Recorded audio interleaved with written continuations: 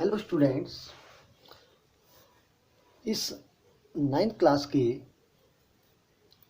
YouTube video में आज हम चर्चा करेंगे irrational numbers.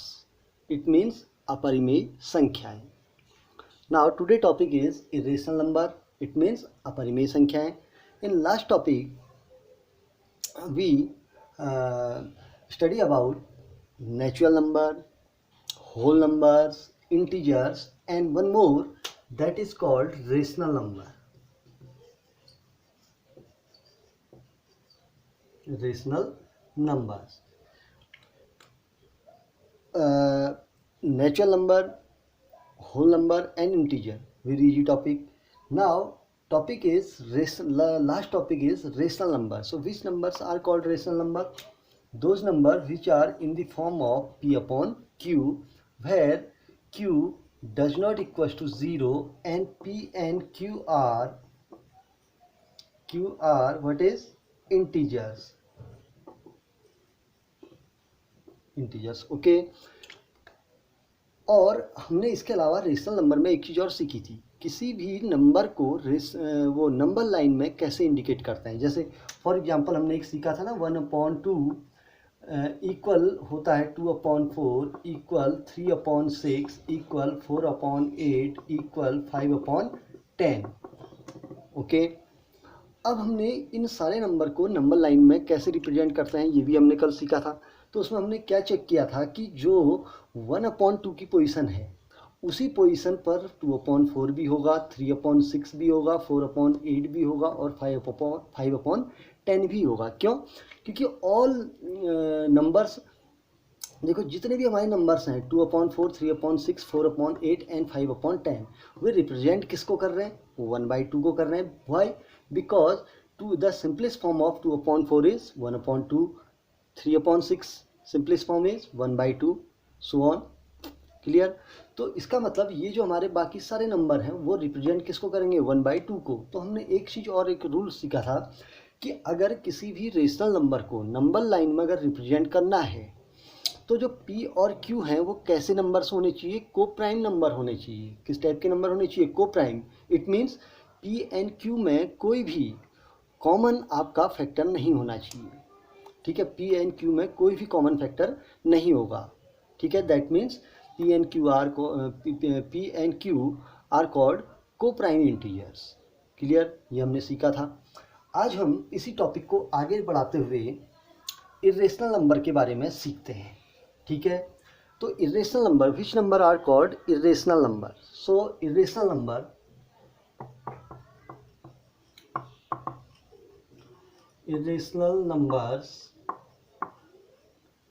are those numbers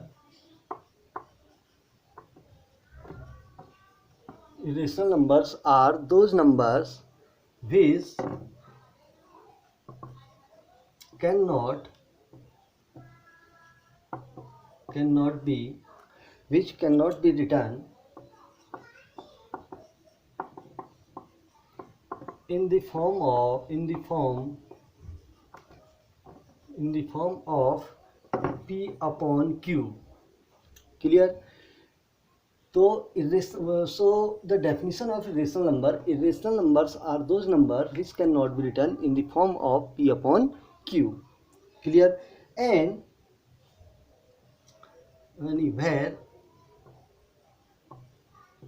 where p and q are integers. देखो p और q का इंटीजर्स होना बहुत इंपॉर्टेंट है। Where p and q are integers. ठीक है, p और q हमेशा किस फॉर्म में होने चाहिए? इंटीजर्स फॉर्म में होने चाहिए। ठीक है, and q never equals to 0, that is the definition of irrational numbers. Clear? तो रेशनल नंबर की डेफिनेशन में क्या था? रेशनल नंबर जो हमने लास्ट टाइम पढ़ा था ना, rational numbers are in the form of p upon q, where p and q are integers and q does not equals to 0. But irrational number is opposite of rational number. So opposite means, opposite है तो it means those number which can not be written in the form of p upon q, where p and q are integers and q does not equals to 0. Now I take some example which numbers are not rational number. नहीं, which numbers are not rational number, it means that numbers are irrational number. So my example of irrational number is, for example, I take root of 2. I take root of 2. तो अब मैंने एक number लिया root of 2. तो root of 2 क्या irrational number है कि rational number है, इसको चेक करते हैं. क्या आप देखो, इसका एक सिंपलेस्ट फॉर्म है रेशनल और इरेशनल नंबर को चेक करने का. Those number which can be in the form of p upon q is called rational number. Those number which cannot be written in the form of p upon q is called irrational number. अब root two rational है कि rational है, तो इसको check करने के लिए क्या करेंगे कि रूट टू को आप क्या पी अपॉन क्यू फॉर्म में लिख सकते हैं कि नहीं लिख सकते हैं. ठीक है, इसको चेक करने के लिए अब आपने क्लास 8th में रूट टू का डेसिमल प्लेस में वैल्यू निकालना सीखा था ना. जैसे डिवाइडेशन मेथड से आपने जैसे रूट टू लिखा था, तो फिर यहाँ पर पॉइंट लगा के इसके पीछे को हम 0 पेयर में बनाते थे ना. तो वहाँ पर जब आपने प्रोसेस देखी थी, तो वहाँ पर जो हमारी रूट निकालने की प्रोसेस है वो रुकती नहीं है, वो चलते रहती है ना. अब चलते रह रही है, तो इसका मतलब अगर प्रोसेस रुकी नहीं, तो क्या रूट टू को हम पी अपॉन क्यू फॉर्म में लिख सकते हैं? नहीं लिख सकते हैं. अब वैसे ही एक बार देख लेते हैं, रूट टू अपॉन 1. अब रूट टू तो हमारा इंटीजर है ही नहीं, और इसकी जो वैल्यू आएगी वो किस में आएगी? एक डेसिमल आएगी, और डेसिमल वैल्यू भी हमारी कंप्लीट नहीं आएगी. तो इसलिए रूट टू कैसा नंबर है? एक इरेशनल नंबर है. Clear? Now I take root of 3 is also irrational number. Clear? Now root of 4 is not irrational number. Root 4 is rational number. Why? Because the value of root 4 is 2 and minus 2. The value of root 4 is 2 and minus 2, क्योंकि 2 का the square of 2 is 4 and the square of minus 2 is also 4. So 4 is rational number because the value of root 4 is 2 and 2 is 2 upon 1 and minus 2 is minus 2 upon 1. So that means root of 4 is not irrational number, that is rational number. Clear? Now comma, we have a value of pi. Pi is also irrational number. अब कैसे होगा? अब next video में इसको देखेंगे. Comma 0.010110 dash dash dash dash. That number is also irrational number. Why? Because देखिए, अब इसको आप p अपॉन q फॉर्म में लिखिए. अब देखिए, जैसे 0.01 है, तो इसको आप लिख लेंगे कैसे? 1 अपॉन 100 लिख लेंगे ना. 0.01011 को भी लिख लेंगे कैसे? 1011 अपॉन 1. 1 2 3 4 5 0 1 2 3 4 5 0 आप लिख सकते हैं. बट इस नंबर को लिखिए, क्योंकि इसके पीछे कितने नंबर हैं कुछ पता है आपको? नहीं पता है अभी. और यही तो है. और इसमें एक बड़ी प्रोसेस होगी कि पहले 1 कितने टाइम आया है? 1 टाइम आया है. नाउ ये 1 comes 2 time and now 1 comes 3 time. तो नेक्स्ट टाइम 1 कम्स 4 टाइम. अब ये तो प्रोसेस तो हमको पता ही नहीं चल रही है कि कितने इसमें नंबर हैं. ये तो चलते जा रहा है ना. डैश मीन्स रुका नहीं है, अभी भी क्या है? प्रोसेस आगे को चल रही है. ठीक है. So this type of numbers are called irrational numbers. Why? Because this ये नंबर हमारे पी अपॉन क्यू फॉर्म में नहीं लिखे जा सकते हैं. क्लियर? तो this is the definition of irrational numbers. Clear? Okay.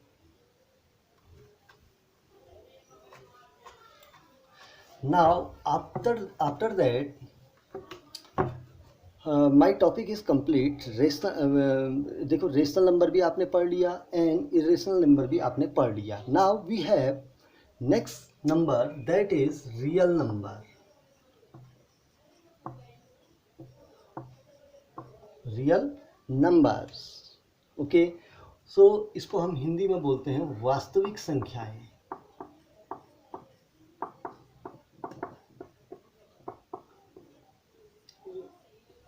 Real numbers are the Hindi version of real number is वास्तविक संख्याएं.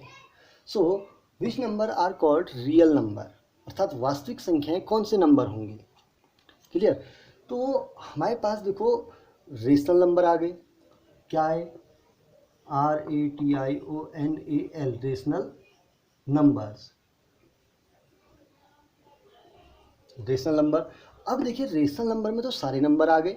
देखिए जितने भी आपने नंबर लाइन पढ़ी थी ना, नंबर लाइन में यहाँ पर 0 है, 1 है, 2 है, 3 है, -1 है, -2 है, ये सब हमारे रेशनल नंबर थे ना। अब देखिए रेशनल नंबर में क्या हुआ, ये 0 और 1 के बिटवीन में कितने रेशनल नंबर होंगे, how many rational number between 0 and 1, आपने इन क्लास 8 में पढ़ा था। How many rational number between 1 and 2, ये आपने क्लास 8 में पढ़ा है ना।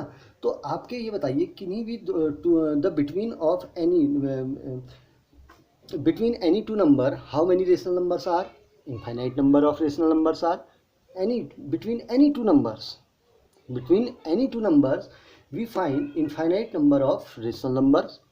So it means आपके रेशनल नंबर में इस नंबर लाइन में आने वाले सारे के सारे नंबर आ गए ना।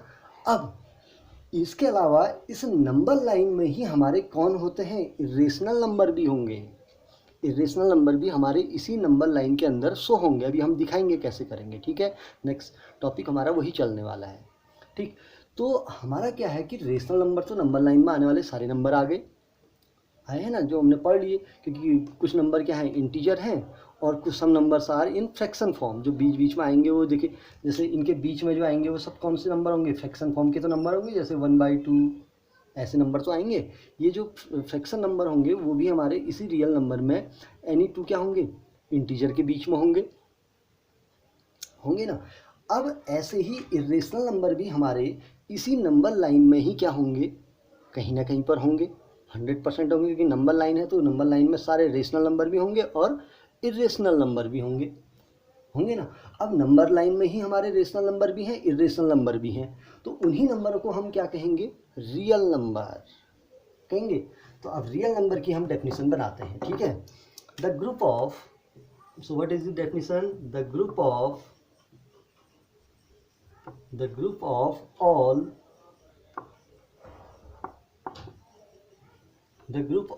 all rational and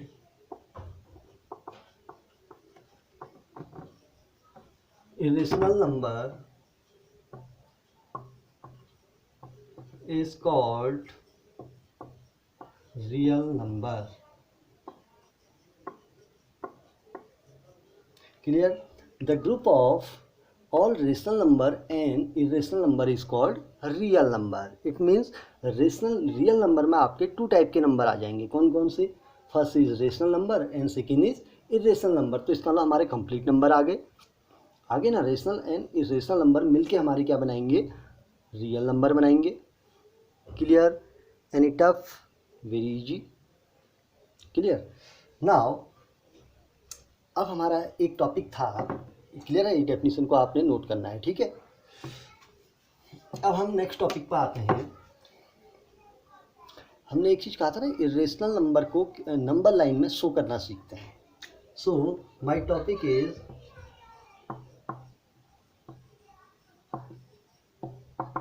representation of I take number √3 on number line, ठीक है। My topic is representation of √3 in number line. It means √3 को नंबर लाइन में रिप्रेजेंट करना है कि नंबर लाइन में √3 किस पोजीशन पर होगा। जैसे अब मैं कहूँ कि नंबर लाइन में 2 को दिखाएं, तो आप बता सकते हैं कि नंबर लाइन में 2 कहाँ पर आएगा, यहाँ पर 0 है तो आप कहेंगे कि आफ्टर 1 दैट इज़ 2। अब मैं कहूँ कि -2 कहाँ पर होगा, तो हियर इज -1, हियर इज -2। अब मैं कहूँ कि 5 कहाँ पर होगा, तो आप कह देंगे 2, 3, 4 एंड 5, आप बता देंगे कि 5 यहाँ पर होगा। अब मैं कहूँ कि इस नंबर लाइन में 1/3 कहाँ पर होगा, तो 1/3 कहाँ पर होगा, यहाँ पर 1/3 होगा, यहाँ पर 2/3 होगा। No here not 1/3। अगर मैं कहूँ कि 1/3 इसमें कहाँ पर होगा, 1/3 हियर, 1/3, 2/3 एंड हियर इज 3/3। अब मैं कहूँ कि नंबर लाइन में कोई भी नंबर, आप फ्रैक्शन को भी सब इंडिकेट करना तो सीखा ही है, ये कर सकते हैं ना इसको। तो फिर अब ऐसे ही मैं कहूँ कि √3 इस नंबर लाइन में कहाँ पर होगा ना, तो इसको हम रिप्रेजेंट करना आप सीखते हैं और ध्यान से देखेंगे इस वीडियो को। इसके लिए आपको कंपास का यूज करना पड़ेगा, ठीक है, कंपास और रूलर का यूज। तो रिप्रेजेंटेशन ऑफ √3 कंस्ट्रक्शन के स्टेप मैं बोल रहा हूँ वही आपने लिखने हैं, ठीक है। तो सब ने पाइथागोरस थ्योरम पढ़ा है ना, which theorem I take a Pythagoras theorem in a right angle triangle. Here I take a right angle triangle. What is this? Is a right angle triangle. Clear? This is base, this is height, okay. This is base, this is perpendicular, that is perpendicular, and that is hypotenuse. So what happen? H square hypotenuse square equal perpendicular square plus base square. Any tough? The theorem is called Pythagoras theorem. Clear? After that, if now some calculation here, okay, here is 1, here is 1, this the length of this side is 1 centimeter and this length is also 1 centimeter,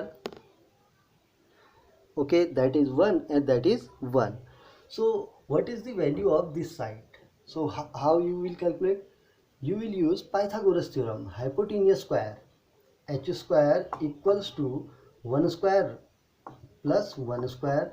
1 square is 1 plus 1 square is 1 and 1 is 2, and h equals to root of 2 and its value is root of 2. Yes, so the value of this side is root of 2. Okay, which process I take here?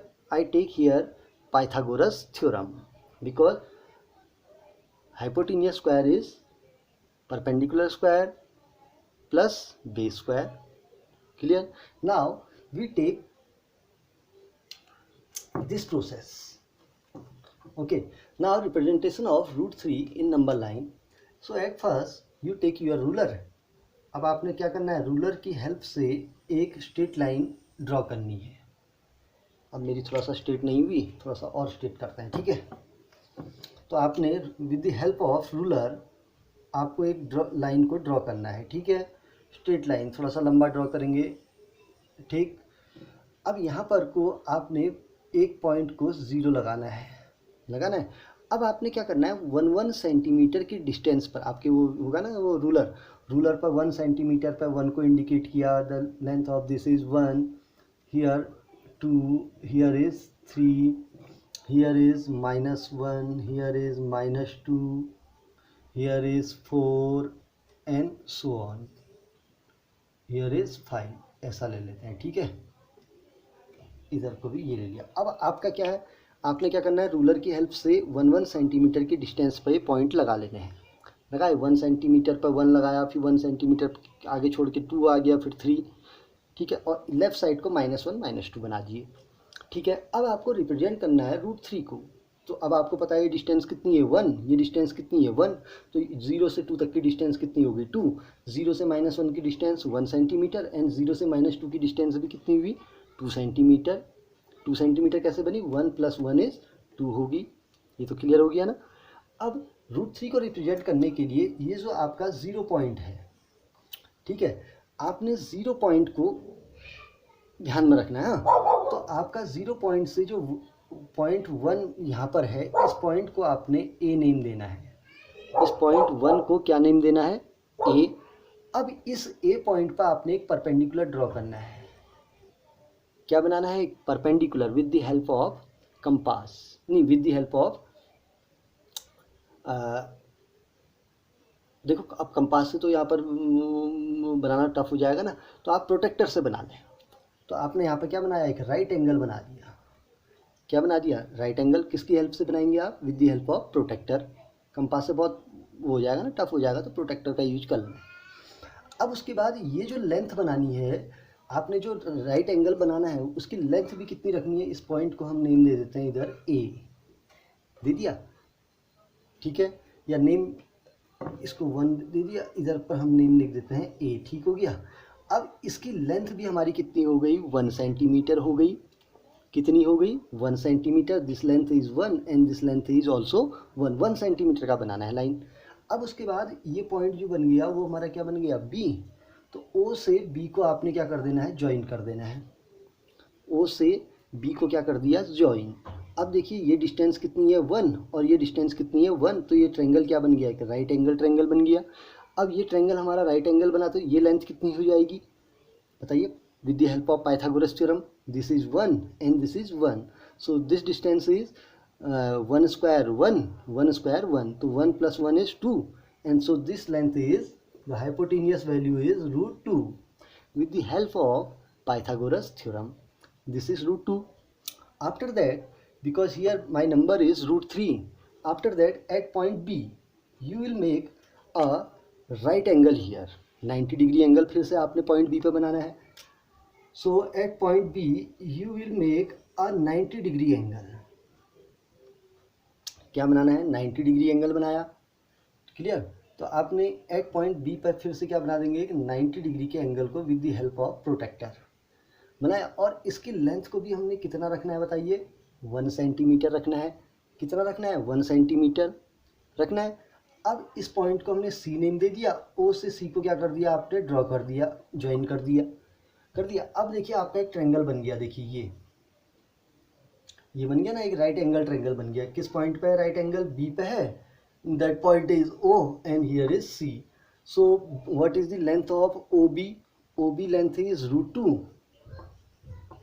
and BC length is, BC, where is BC, this length is 1. So by Pythagoras theorem what is the length of OC, so the length of OC square equal BC square plus OB square. So BC square करें, BC square it means 1 square is 1 plus, अब √2 का square करेंगे तो √2 का square क्या होगा √2, √2 square equal √2 multiply by √2। अब √2 multiply by √2 is √2 multiply √2 is √2 multiply by 2, so 2 2 is 4, √4 and its value is 2, clear। So its value is 2 and 2 1 + 2 is 3, so OC equal, what is OC, √3, so value of OC is √3, so OC value is the value of OC is √3, which process with the help of Pythagoras theorem, because ये जो OC length हमारी बन रही है ये क्या बनना है, OC is called hypotenuse for this right angle triangle. Okay, any tough, very easy. After that, for representation of √3, the length of OC is √3. Now you take your compass.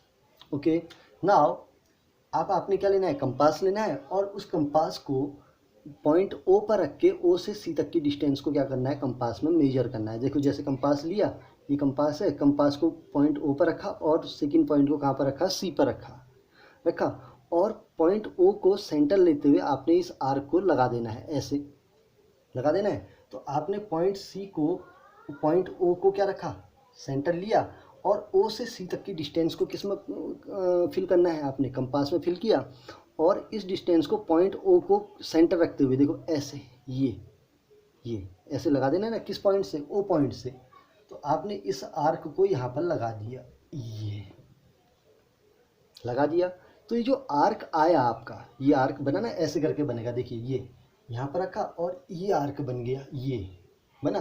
तो ये आर्क आपके 1 और 2 के बिटवीन में आएगा, कहीं पर आया ये आर्क, इस आर्क ने इस लाइन को यहाँ पर कट किया ना, देखिए ये, तो ये जिस पॉइंट पर कट किया उस पॉइंट का नेम क्या हो जाएगा √3 हो जाएगा, क्या हो जाएगा √3। तो इसका मतलब इस नंबर लाइन में √3 की पोजीशन कहाँ पर होगी, यहाँ पर होगी, बिटवीन 1 and 2, क्लियर। अब अगर सपोज दैट अगर √2 को रिप्रेजेंट करना है तो √2 ये है, तो ओ से लेकर के बी तक की डिस्टेंस को आप फिल करेंगे और लगा देंगे, तो ये क्या बन जाएगा √2 बन जाएगा। अब अगर √5 करना है तो √5 करना है तो इसी प्रोसेस को फिर राइट एंगल लेते हुए आगे को चलते रहेंगे ऐसे, ये √5 करने के लिए फिर एक राइट एंगल और बनेगा, वो क्या आ जाएगा √4 मीन्स 2, फिर और राइट एंगल बनाते रहेंगे, आगे की हमारी सर्किल क्या होती रहेगी ऐसे ही चलते रहेगी। तो क्लियर है। तो √3 आप नंबर लाइन पर रिप्रेजेंट कैसे करते हैं ये सीख लिया। अब ऐसे ही अगर √5 को, तो क्लियर है टॉपिक, ठीक।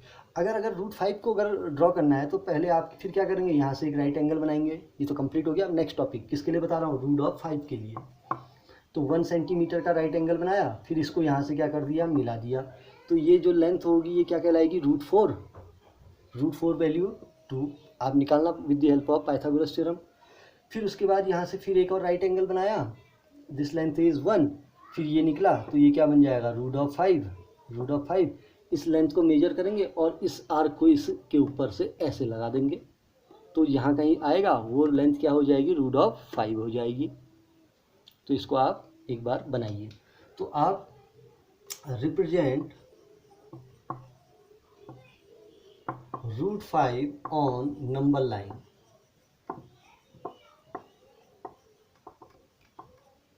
इसको आपने क्या करना है, खुद एक बार ट्राई करना है। तो इसको आप √5 को एक बार ट्राई करिए। इस स्टेप को और आगे को चलते रहेंगे। जैसे हमने 1 से कहाँ पहुँचे, √2 में, फिर √2 से 1 एक और खींचा तो √3 आ गया, फिर एक और खींचेंगे तो √4 आएगा, √4 की वैल्यू 2 हो गई। फिर और चलेंगे तो √5 और चलेंगे, एक और खींचेंगे तो क्या आ जाएगा, √6 आएगा ना। और जो वैल्यू आ गई उसकी लेंथ को आपने मेजर करके उस लेंथ का क्या लगा देना है, इसके ऊपर एक आर्क लगा देना है। ठीक है, तो आप इसको बनाइए एक बार। बहुत इजी टॉपिक है, एक बार कोशिश करेंगे सब बच्चे, ठीक है।